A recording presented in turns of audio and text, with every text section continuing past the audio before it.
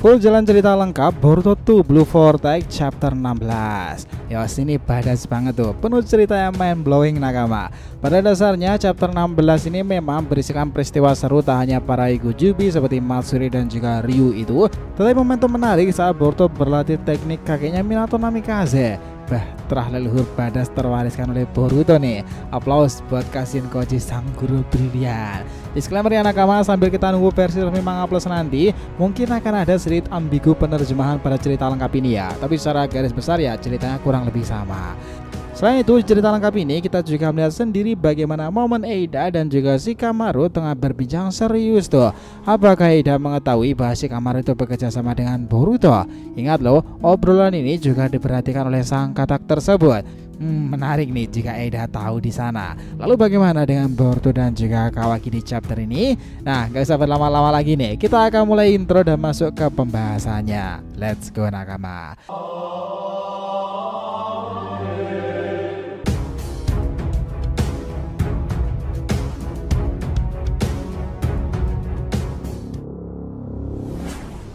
Info penting ya sebelum masuk pembahasan, kita harapkan kalian subscribe 3 channel terbaru kita, Saga Boruto 2 Blue Vortex, Joy Boy The Library of Nika, dan juga Shonen Sudesi. Untuk channel Saga Boruto 2 Blue Vortex, kita akan ada pembahasan per episode fanfiction Boruto nih. Lagi rame banget tuh dan kita juga konsisten upload di sana. Untuk kalian yang suka tema One Piece, kita sudah siapkan channel khusus Joy Boy The Library of Nika yang up to date ngebahas perkembangan Luffy yang menggelora itu. Sementara untuk Shonen Odeshi, kita akan bahas beragam anime shonen, season dan terkini yang jarang kita bahas sebelumnya. Jadi bisa dibantu support ya untuk subscribe ketiganya dan aktifkan lonceng notifikasinya itu. Gratis, sang tidak terbasa. Yuk kita lanjutkan lagi ceritanya. Oke, gini, chapter 16-an Boruto 2 Blue Vortex ini benar-benar luar biasa sob. Kita akan langsung diberikan banyak hal penting pada bagian-bagian terserunya. Contoh pertama, kita akan diperlihatkan bagaimana pelatihan Boruto sendiri ya dalam mengembangkan semua hal untuk teknik legendaris Minato yang akan dikuasainya di fase sekarang, Hiraishin. Selain itu, fakta bahwa kita juga melihat ledakan-ledakan di tempat itu, sesuatu yang tidak diragukan lagi. Bagaimanapun memang chapter ini menandai awal dari apa yang menjadi unsur baru dan masalah di desa pasir Sunagakure. Kisah dari chapter 16 ini memang banyak hal percakapan, jadi kalian harus ngikutin ini sampai kelar ya nakama. Kali ini kita melihat chapter yang luar biasa, karena kita juga melihat banyak hal penting dan menarik. Pertama, kita akan melihat bagaimana perkembangan latihan Boruto terutama dalam menguasai teknik legendaris Minato itu. Selain itu, kita juga akan menyaksikan ledakan segitiga cinta antara Sumire, Sarada, dan juga Boruto nih. Tentunya ini menarik perhatian kita dalam chapter ini. Episode ini juga menandai awal dari arc baru yang akan berkembang di desa pasir. Dan tanpa ragu kita memiliki banyak hal yang menarik di chapter kali ini. Ini dimulai dengan sebuah cover story yang kali ini didedikasikan untuk Eida nakama, yang selalu terlihat cantik dalam pesona kan kepada semua orang. Selain itu, judul chapter ini adalah Singularitas Takdir. Itu memang merujuk ya pada percakapan penting antara Kashin Koji dan juga Boruto yang akan kita bahas lebih lanjut di sini nih. Nah, mari kita mulai dengan chapter ini. Bahwa pertama kita mulai dengan sebuah flashback yang menunjukkan percakapan antara Kashin Koji dan Boruto. Saat mereka akan memulai latihan itu, dalam percakapan tersebut Kashin Koji itu menjelaskan bahwa ninjutsu ruang waktu itu memungkinkan teleportasi instan dari satu objek ke lokasi di mana saja tanpa memperdulikan apakah diri kita sendiri atau bahkan orang lain. Kemampuan terbang Dewa Petir ini terbilang sangat menarik dan ini adalah kemampuan dasar yang harus dimiliki oleh Otsutsuki dan contohnya adalah Boruto itu. Sebelumnya kau telah menunjukkan kemampuan ini, tetapi itu hanya karena keadaan khusus yang membantu mencapai batasmu. Dan kau sebenarnya belum mengendalikan kemampuan itu dengan cara baik. Kau tidak akan bisa mengulangnya dengan benar. Nah, baru 6 tahun kemudian kau akan akhirnya menemukan cara untuk mengendalikan kemampuan yang satu ini. Caramu melakukannya adalah dengan menandai potongan logam dengan cakramu sendiri, menciptakan ninjutsu yang memungkinkannya bergerak bebas ke posisi mana saja. Ini adalah jutsu dari teknik terbang Dewa Petir yang khususnya adalah jutsu dari kakekmu, Minato Namikaze, sang Hokage keempat yang juga menjadi asal-usul namanya. Meskipun tekniknya mirip ya nakama, pada akhirnya ini bukanlah teknik yang sama. Saat kau mencoba mengendalikan ninjutsu ruang waktu, kau menciptakan versi teknikmu sendiri. Itu menghasilkan efek yang serupa. Boruto sangat terkejut dong mendengarkannya karena sepertinya dia berhasil menciptakan teknik sendiri dan merasa dirinya benar-benar seseorang yang jenius.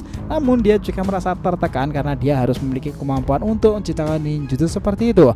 Kashin Koji melanjutkan penjelasan yang mengatakan bahwa setelah penelitiannya ini, dia menemukan menemukan fakta bahwa media terbaik untuk mengisi cakra adalah logam itu sendiri. Boruto juga terkejut di sana.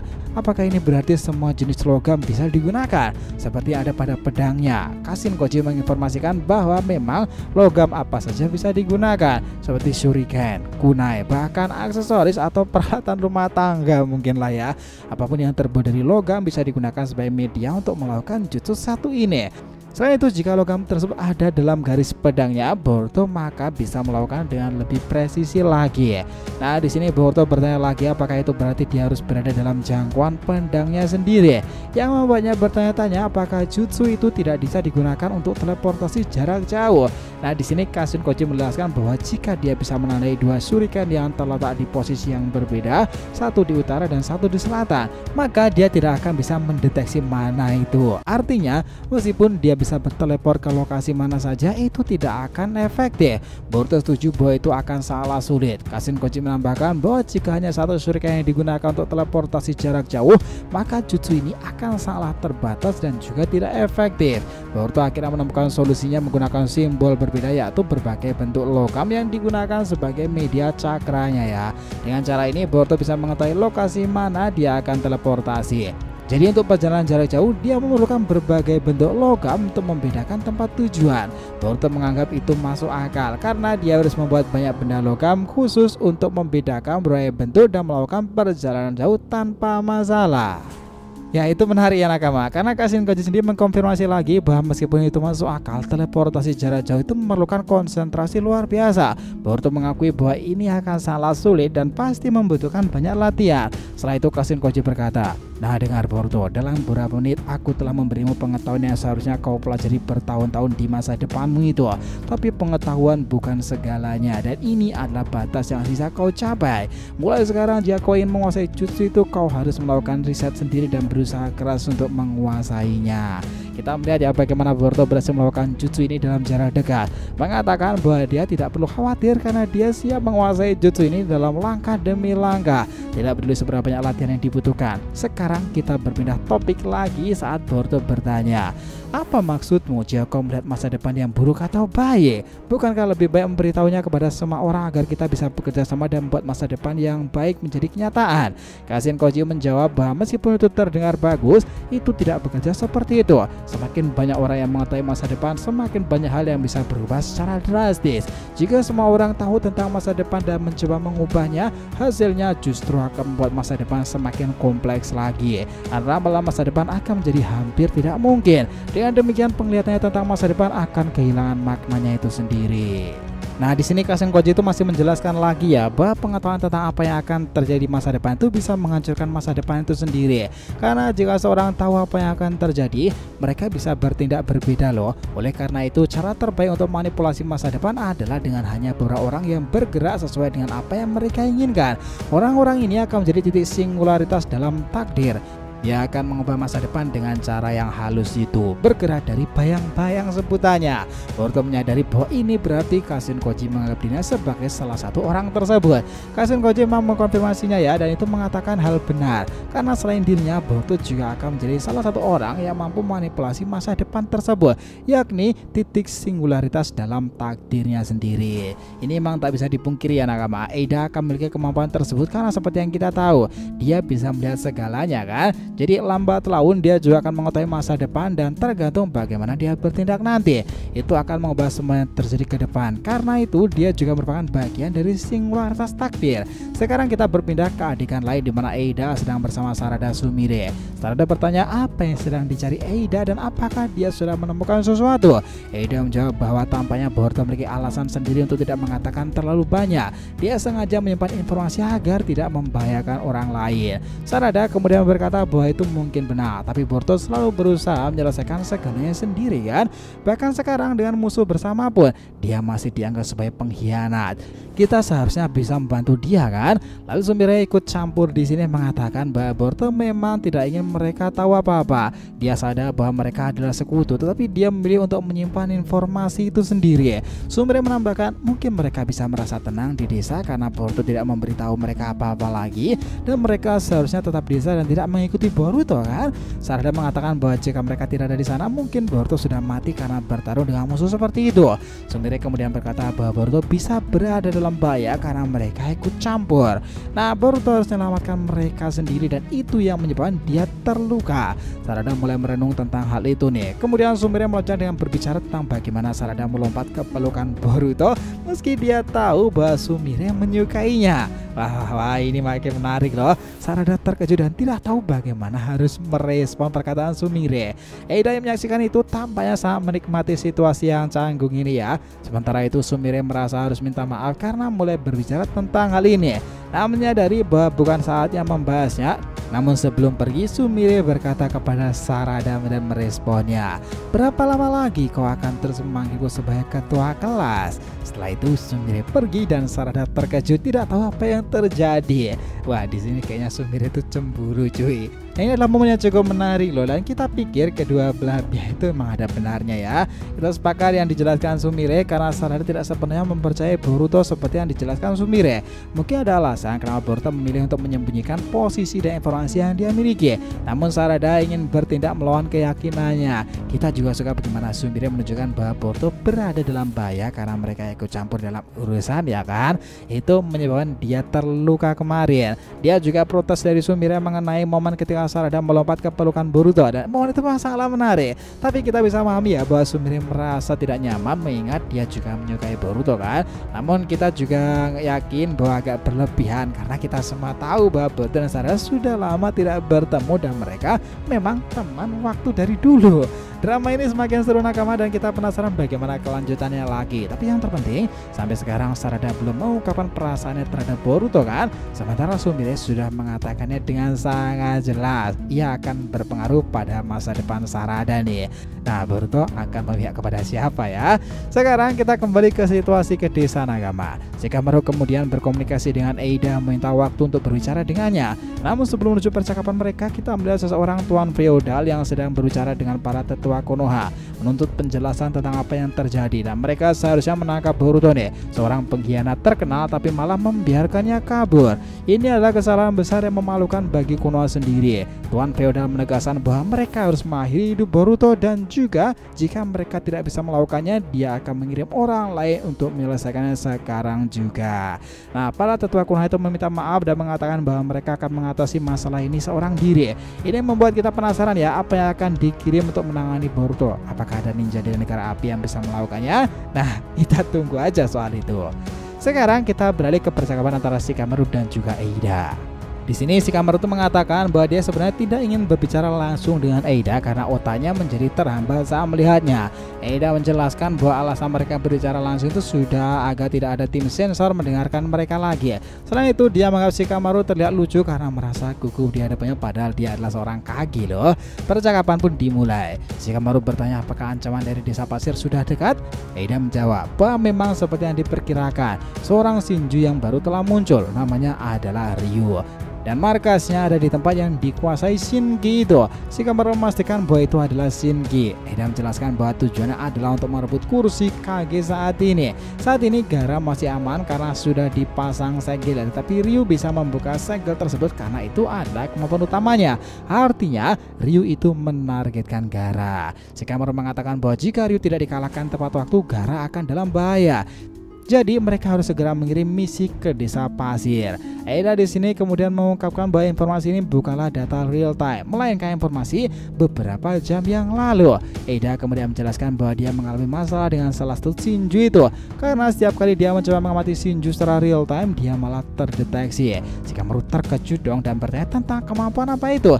Eida sendiri tidak tahu pasti apa yang terjadi jika dia terus mengamatinya. Nah, di sini Eida itu kemudian meminta maaf ya karena tidak memberikan informasi secara langsung. Shikamaru meyakinkan Eida bahwa tidak masalah jika informasi tersebut itu terlambat karena yang penting adalah laporan diberikan ketika informasi itu diperoleh.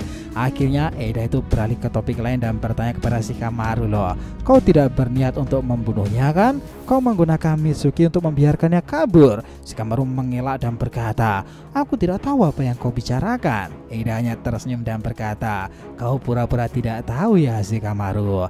Jangan khawatir, aku tidak akan melaporkan apapun tentang ini ke Konoha karena itu akan menjadi masalah baikku jika posisi kau terancam pula. Aku hanya akan berbicara dengan diri sendiri sebagai ini tentang Boruto. Aku tidak akan berbohong Shikamaru, tapi aku juga tidak akan ngebahas Boruto lebih lanjut. Aku tidak ingin menyebabkan masalah bagi Boruto dan aku hanya berbicara dengan diriku sendiri. Kawaki juga setuju untuk bekerjasama dengan Boruto kan? Jadi jika kau ingin melakukan sesuatu dengan Shinju Yumano itu sebaiknya kau tidak menghalangi jalan mereka lagi. Nah, mendengarkan semua itu Shikamaru berkata, Heida, Boruto punya sekutu rahasia. Kau melihatnya terakhir kali dia berbicara denganku melalui seekor kata. Aku ingat melihat kata itu sebelumnya. Itu adalah Kashin Koji kan? Sebelum Eida sempat menjawab, muncul seekor kata di rambut Eida yang berkata, bagus sekali Shikamaru, benar seperti yang kau katakan. Aku hanya memberitahu apa yang perlu kau tahu tanpa pertanyaan. Mengerti? Shikamaru juga sangat terkejut. Kashin Koji melanjutkan, Sarutobi Konohamaru, Uchiha Sarada dan Mitsuki. Hanya mereka bertiga yang akan dikirim dalam misi ke negara angin. Ryu mungkin Matsuri juga akan muncul di sana. Tapi timmu akan bekerjasama dengan 2 shinobi dari desa pasir. Mendengarkan ini Shikamaru sangat terkejut. Tunggu, apa maksudmu dengan ini?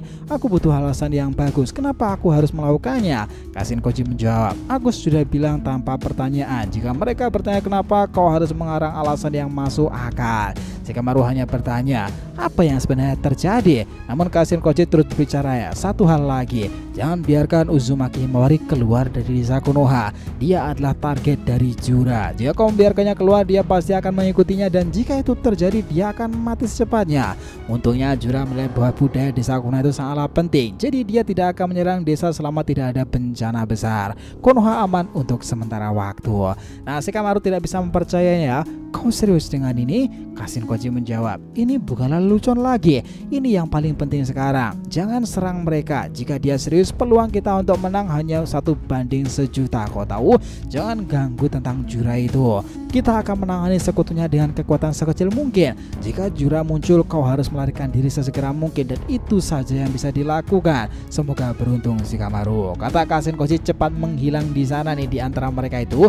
Shikamaru masih bingung, tapi sebelum kata itu menghilang, dia berbalik dan berkata tentang pelarian Boruto. Meskipun sudah terlambat, aku berterima kasih banyak padamu Shikamaru. Walaupun tidak ada jaminan kau melawan aturan dengan negaramu sendiri, mengikuti hatimu dan melakukan apa yang menurutmu benar. Aku tidak akan memaksamu melakukan apapun, tapi demi masa depan itu teruslah mengikuti kata hatimu Shikamaru. Nah, sekarang kita kembali ke situasi di desa pasir nih. Shikamaru mengikuti perintah Kashin Koji mengirim hanya Konohamaru, Sarada dan Mitsui ke desa tersebut. Dengan tim 7 yang sebagian besar sudah terkumpul itu, Mitsui bertanya, apa masalahnya? Sarada menjawab, tidak ada, maaf, aku baik-baik saja Mitsuki. Konohamaru mengatakan mereka untuk tetap fokus di sini ya, karena mereka adalah pasukan cadangan untuk desa pasir. Kemudian seorang berbicara, Konohamaru Sensei, dan ternyata itu adalah Yodo, salah satu rekan Shinki yang menyambut mereka. Terima kasih telah datang ke desa pasir ini, kata Yodo di sini, dan Araya menambahkan, kami mengandalkan dukungan Anda semuanya. Mereka mulai membicarakan tentang koordinat yang mereka terima itu ya, dan seharusnya berada di dekat dengan tumpukan batuan itu.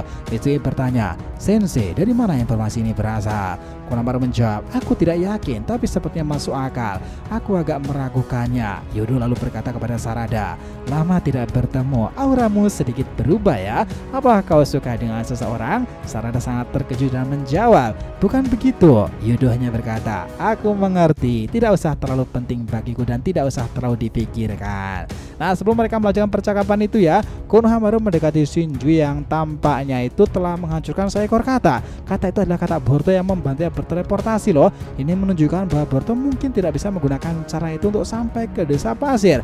Ini jadi perlarian itu akan menjadi lebih lama dan itu menjadi plot twist ke depannya nanti nakama. Sekarang kita sampai pada bagian akhir nih, dimana Konohamaru sangat khawatir dan berkata, ada 2 di antara mereka yang muncul. Matsuri kemudian mengatakan kepada Ryu, ini petunjuk yang akan menghubungkan kita dengan Boruto.